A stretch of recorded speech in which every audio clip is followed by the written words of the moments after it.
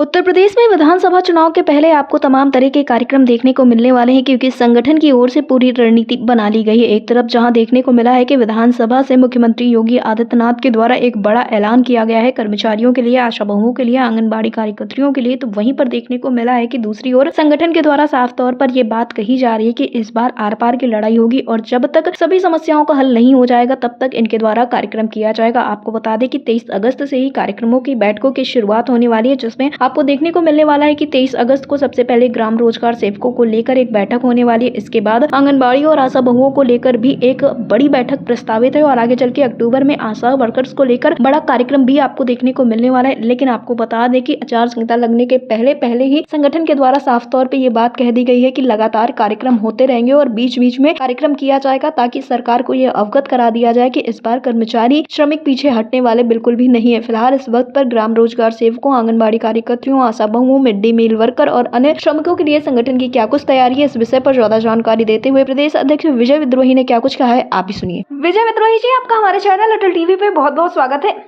आभार आपका, नमस्कार जी विजय विद्रोही जी, जिस तरह से देखने को मिल रहा है कि उत्तर प्रदेश में श्रमिक लंबे समय से संघर्ष कर रहे हैं और बीच में उत्तर प्रदेश सरकार के द्वारा ऐलान भी किया गया कि मानदेय में बढ़ोतरी की जाएगी, लेकिन उस ऐलान के बाद से ये देखने को मिल रहा है कि कोई भी चीज आगे बढ़ती हुई नजर नहीं आई है। वहीं आप लोगों के द्वारा 13 अगस्त को एक कार्यक्रम भी किया गया था। कार्यक्रम के बाद क्या कुछ स्थिति है? क्या शासन के द्वारा कोई बातचीत का प्रयास किया गया है? नहीं, शासन के द्वारा कोई बातचीत नहीं हो रही है जी। और शासन की कोई मंशा भी नहीं है कि वो कुछ जीवन जीने लायक इन लोगों को कोई मानदेय, प्रोत्साहन राशि का भुगतान करे। जी। सरकार ये चाहती है कि चुनाव के करीब पहुंच करके जो चनाचूरन दे देंगे जिससे कि इनके पास बोलने का भी कोई मौका न रहे और हमको पीठ थपथपाने के लिए भी हो जाए और ऐलान और घोषणाएं करने के लिए भी चुनावी सभाओं में हो जाए कि भाई हमने आशा को ये दे दिया, मिड डे मील को ये दे दिया, आंगनबाड़ी को ये दे दिया है। ये सरकार का पूरा मंशा है और उनका कोई नियत नहीं है कि वो इन लोगों की जिंदगी की बेहतरी के लिए कुछ करें। ये एक बात स्पष्ट है। दूसरा ये है कि ये पूरा सरकार जो है एक तरफ ऐलान कर रही है, भ्रम पैदा कर रही है। वो अपने उनके जो पाले हुए कुछ संगठन है, कुछ लोग हैं, उनके जरिए मुख्यमंत्री जी ने जब दे दिया है तो घोषणा कर दी है तो अब आंदोलन करने का क्या जरूरत है। इस तरह का कुछ बहस चला करके सरकार के पक्ष में भी गोलबंदी करने की कोशिश कर रहे हैं जी। लेकिन उसके बावजूद भी 13 अगस्त को और 14 तारीख को भी पूरे प्रदेश के अंदर बहुत जबरदस्त ढंग से प्रतिवाद हुआ है और काफी तीखा प्रतिवाद हुआ है और आने वाले दिनों में भी ये प्रतिवाद देखने को मिलेगा लगातार संघर्ष। अगर सरकार की जो मंशा है जी, जो मेरे पास अपने सूत्रों से मेरे पास जानकारी है, ये सरकार के सरकारी सूत्र ही है जो बता रहे हैं कि 750 रुपया वो आंगनवाड़ी का जो सहायिका है उसको 1000 आंगनवाड़ी को, 1000 आशा वर्कर को और 500 मिड डे मील को देने वाले हैं। ये कतई आंगनवाड़ी के लिए भी और आशा के लिए भी और मिड डे मील के लिए, तीनों के लिए ये कतई स्वीकार्य नहीं जी। नंबर एक बात, इसके खिलाफ तीनों संघर्ष करेंगे और वो इसीलिए वो इसको घोषित नहीं कर रहे हैं कि अभी घोषित कर देंगे तो ये विक्षोभ बढ़ेगा, हमारे खिलाफ आंदोलन बढ़ेंगे, चुनावी वर्ष है तो इस रेजिस्टेंस का हमको नुकसान होगा। तो एक तो ये है कि सरकार इसीलिए की घोषणा नहीं कर रही और हम लोग कोशिश करेंगे कि सरकार के इस फैसले को बदलने के लिए सरकार को हम अपने आंदोलन के जरिए बाध्य कर सके और जो सरकार के साथ कमिटमेंट है कि न्यूनतम वेतन के समकक्ष आप भुगतान का गारंटी करिए। 2019 में हाईकोर्ट ने मिड डे मील वर्कर्स के लिए कहा था कि आप इनको न्यूनतम वेतन दीजिए। 2019 से हाईकोर्ट का वो फैसला पेंडिंग पड़ा हुआ है, सरकार ने उस फैसले का कोई सम्मान नहीं किया। इसी तरह आशा, मिड डे मील और आंगनवाड़ी के लिए 2014 में जो 45वां 13 में 45वां भारतीय श्रम सम्मेलन हुआ था और बाद में 15 में जो भारतीय श्रम सम्मेलन हुआ, इन दोनों में कहा गया कि इनको न्यूनतम वेतन, ग्रेजुटी, प्रोविडेंट फंड, कर्मचारी का दर्जा, मातृत्व अवकाश, ये सारी चीजें आप उपलब्ध करें जी। लेकिन सरकार ने उन दोनों सिफारिशों को, दोनों में प्रधानमंत्री मौजूद थे, एक में मोदी जी स्वयं मौजूद थे, अध्यक्षता कर रहे थे, एक की अध्यक्षता मनमोहन सिंह ने की थी। खड़गे जी जो कांग्रेस के राष्ट्रीय अध्यक्ष हैं उस समय भारत के श्रम मंत्री थे 2013 वाले भारतीय श्रम सम्मेलन जी। तो सरकार ने अपनी ही की हुई सिफारिशों को लागू करना उचित नहीं समझा जी, और अभी भी आप 2000 में काम लेना चाहते हैं। आप नहीं, कितना आश्चर्यजनक बात है कि 2000, 2500 रुपए, 3000, 5000, 7000 रुपए में आप जिनसे काम ले रहे हैं उनका पैसा भी आप समय से नहीं दे रहे। आज जी, मिड डे मील वर्कर्स का 6 महीने, 5 महीने से पैसा बकाया है। आशा वर्कर्स का पूछा वनई से लेके अभी तक का 2 लाख करोड़ रुपया बकाया है। जी, माने ये स्थिति है कि उत्तर प्रदेश का कुल बजट 7.5 लाख करोड़ है।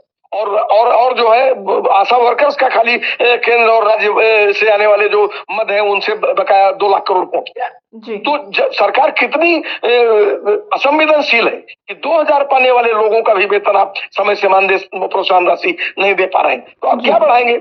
इसी तरह अगर आप देखिए तो दूसरे छोर पर रोजगार सेवकों का एक मसला सामने आया है। जी, उस रोजगार सेवकों के मसले में उनके भुगतान के लिए लगभग करीब 2500 करोड़ रुपए की जरूरत है।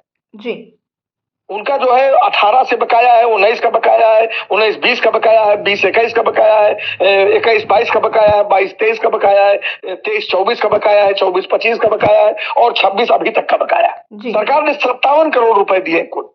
जी, 57 करोड़ में आप कितना भुगतान हो जाएगा? तो आप मेहनताना 5-5 साल, 6-6 साल, आपकी 10 साल सरकार हो गई और 7 जी, साल से लोगों का भुगतान बकाया है। और आप फिर ठोक रहे हैं कि मैंने 57 करोड़ रुपया दे दिया। जी, तो बहुत खराब स्थिति उत्तर प्रदेश की है। और ये चाहे रोजगार सेवक हो, चाहे ये मिड डे मील वर्कर्स हो, चाहे आंगनबाड़ी हो और चाहे आशा वर्कर्स हो, ये सब आंदोलन की तरफ बढ़ रहे हैं और आज एक बैठक हो रही है और जी, हम लोग उसमें निर्णय लेंगे। रोजगार सेवकों की एक बैठक 23 तारीख को, प्रदेश भर के रोजगार सेवकों की बैठक जो है लखनऊ में 23 तारीख को होने जा रही है। आशा वर्कर्स का एक कार्यक्रम 23 अक्टूबर के लिए पहले से तय है। बीच में भी हम लोग कुछ कार्यक्रम निकाल सकते हैं, चुनाव बहुत नजदीक है। मिड डे मील वर्कर्स का भी कुछ कार्यक्रम निकाल सकते हैं। आशा और आंगनबाड़ी का भी हम लोगों ने कुछ कोशिश किया है और उनका भी बैठक करके कुछ आंदोलन का रास्ता निकालेंगे। और निश्चित तौर से ये जो आने बीच के जो 2-3 महीने हैं, नवंबर तक का जो समय हमारे पास है, इसमें हम लोग सरकार के खिलाफ एक चुनौती खड़ी करने और एक बेहतर जिंदगी की तरफ बढ़ने का कुछ जो मसला है इसको हल करने की तरफ बढ़ेंगे। जी, यानी कि विजय जी, ये कहा जा सकता है कि इस बार विधानसभा चुनाव में जब आचार संहिता लगेगी उसके पहले लगातार कार्यक्रम आप लोगों के द्वारा किए जाएंगे। निश्चित तौर से अभी से शुरू होगा ये और अब इंतजार का समय नहीं है। और हमें लगता हम ये कहना है कि शीतकालीन सत्र से पहले हम लोग सरकार को बाध्य करेंगे और सरकार ये जो घोषणा करना चाहती है 500,000 की, हम लोग इसको पीछे धकेलेंगे और इनकी किसी भी घोषणा को नहीं मानेंगे। इनको वो जो कमिटमेंट है, जो वादे किए थे आपने आज के 10 साल पहले वाले घोषणा पत्र में आपने कहा था, पिछले घोषणा पत्र में जो आपने कहा था और फिर बीच बीच में जो आप कहते आए हैं कि हम इनको बेहतर करने जा रहे हैं, इनको अच्छा जीवन देने जा रहे हैं, तो वो अच्छा जीवन क्या है? जी, आप अपने लिए बढ़ा लेते हैं 84,000। जी, खाना फ्री, गाड़ी फ्री, जहाज फ्री, बंगला फ्री, सिक्योरिटी फ्री, दवा फ्री, पानी फ्री, चपरासी फ्री, नौकर फ्री, झब्बा बस्ता सब फ्री। और जिनको 2000 मिल रहा है वो गांव में रास्ता नहीं है, कीचड़ में। मैं एक विजुअल भेज सकता हूँ आपको, आप देख करके दंग रह जाइएगा कि घुटने भर पानी में जा करके वो आशा वर्कर्स वैक्सीनेशन के लिए जा रहे जी, हैं। इतनी खराब स्थिति है। तो और आप अपना बढ़ा लेते हैं, एक मिनट में सारा विधायक और मंत्री मिलकर के बढ़ा लिए अपना, जो है इन 10 साल में 2 बार बढ़ा लिए, 3 बार। जी, और इनका 2500 रुपया बढ़ाने में आपको तकलीफ हो रही। तो ये लड़ाई तो चलेगी और ये लड़ाई निश्चित रूप से जाएगी और एक दिन भी इनको चैन से नहीं बैठने देंगे। जी, विजय विद्रोही जी, OTTV से जुड़ने के लिए धन्यवाद। आभार आपका।